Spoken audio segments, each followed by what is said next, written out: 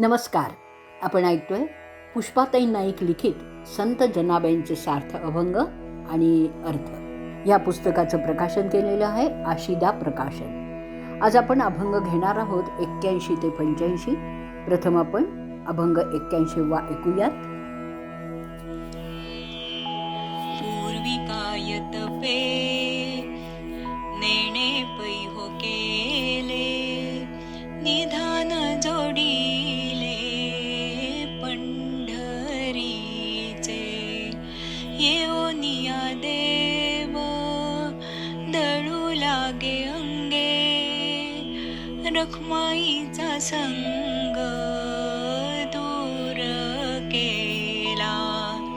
तैसाची पैसंगे येऊनी बाहेरी, वेचोनिया भरी शेणी अंगे.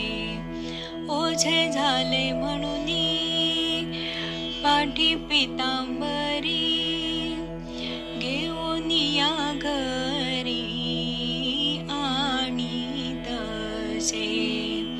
ऐसे जेथे काम करी चक्रपाणी, तेथे कैचे जनी नाम याची.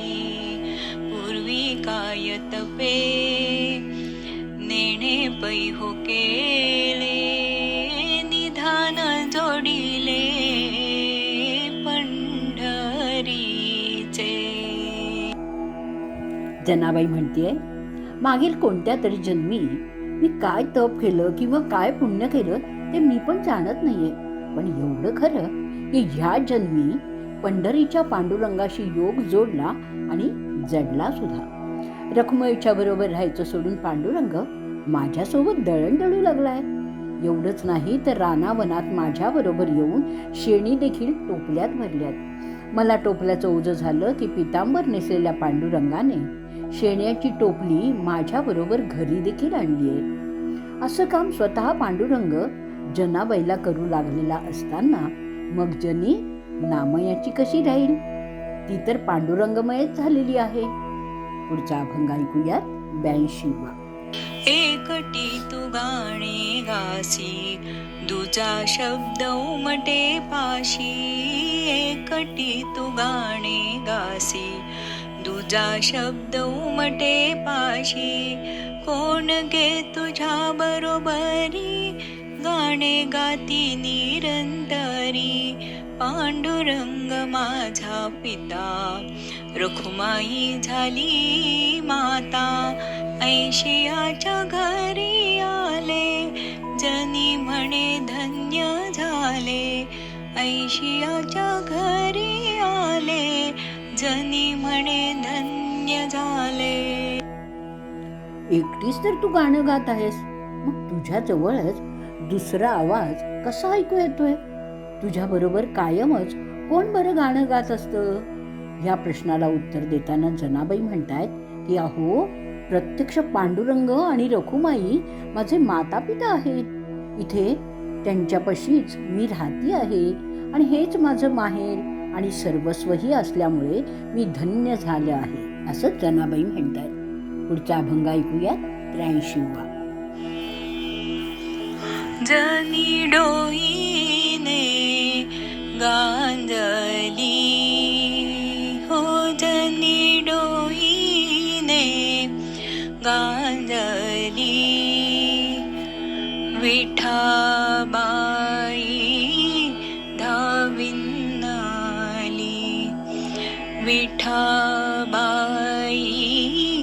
धाविन आली. देव हाते बुचडा सोडी, उवा मारित से तातडी. देव हाते बुचडा सोडी, उवा मारित से तातडी. केश विंचरुनी मोकळे केले, जनी म्हणे निर्मळ झाले. जनी म्हणे निर्मळ झाले, जनी म्हणे निर्मळ झाले. जनी डोक्यातल्या उवांमुळे त्रासली त्यावेळी विठाबाईस तर धावत आली. विठाईने जनीचा बुचडा सोडला, केस मोकळे केले आणि भराभरा उवा काढून मारूनही टाकल्या. केसही विंचरून दिले.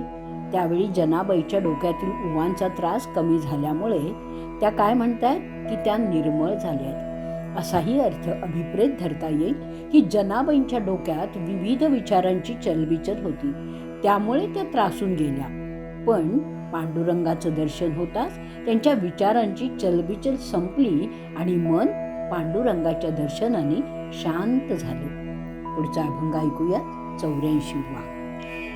जनी बैसली नायाला, पाणी नाही विसणाला, घागर घेऊन पाण्या गेली, मागे मागे धाव घाली. घागर घेऊन या हाती, पाणी रांजणात होती. ऐशा येर झाऱ्या केल्या, रांजण घागरी भरल्या. पाणी पुरे पांडुरंगा, दासी जनीच्या अंतरंगा. पाणी पुरे पांडुरंगा, दासी जनीच्या अंतरंगा. जनी बैसली नायाला, पाणी नाही विसणाला. जनाबाई न्हाण्यासाठी म्हणजे आंघोळीसाठी बसत असताना त्यांच्या लक्षात आलं की पाणी गरम आहे, त्यात थंड पाणी टाकलं पाहिजे. थंड पाणी नसल्यामुळे त्या घागर घेऊन पाणी आणण्यास निघाल्या. हे पांडुरंगांनी पाहताच तोही तिच्याबरोबर पाणी आणण्यास त्यांच्या मागे मागे जायला लागला. त्यांच्या हातीची घागर घेऊन पांडुरंगाने स्वतःच जनाबाईचा रांजण पाण्याने भरला. रांजण पाण्याने भरण्यासाठी पांडुरंगाला येर झारा घालाव्या लागल्या.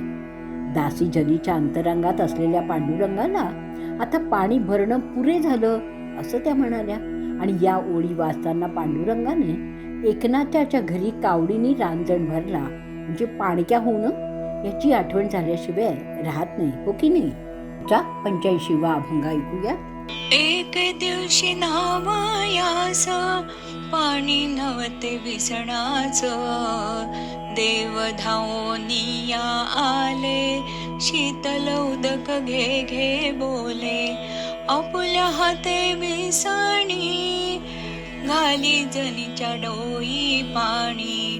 माझ्या डोईच्या केसास, नाणे नव्हते फार दिवस. तेने मुरडी केसास, का म्हणे उगीच बैस. आपुल्या हाते वेणी घाली, जनी म्हणे माय झाली. जनी म्हणे माय झाली, जनी म्हणे माय झाली. एके दिवशी न्हाण्याच्या वेळी जनीला विसण घालण्यास थंड पाणी नव्हतं. विठू माऊली धावून आली आणि थंड पाणी तिला आणूनही दिलं. स्वतःच्या हाताने माऊलीने थंड पाणी घातलं. एवढंच नाही तर डोक्यावरही पाणी घातलं. तेव्हा जनी विठू माऊलीला म्हणाली की माझ्या केसांना बऱ्याच दिवसापासून पाणी लागलंच नव्हतं, न्हाणं असं झालेलंच नव्हतं. तिचे केस पिळून पुसताना तिला आई बोलते त्याप्रमाणे गप्प बैस असं म्हणाली. पांडुरंगाने माऊलीने जनीचे केस तर पुसलेच आणि तिच्या केसांची वेणी देखील घालून दिली. त्यावेळी जनाबाई म्हणतात, विठू माऊली माझी आईच झाली आहे. आजचा भाग आपण इथे संपवणार आहोत. उद्या आपण 86 पासून पुढे अभंग घेणार आहोत. जय जय राम कृष्ण हरी, जय जय राम कृष्ण हरी, जय जय राम कृष्ण हरी, जय जय राम कृष्ण हरी.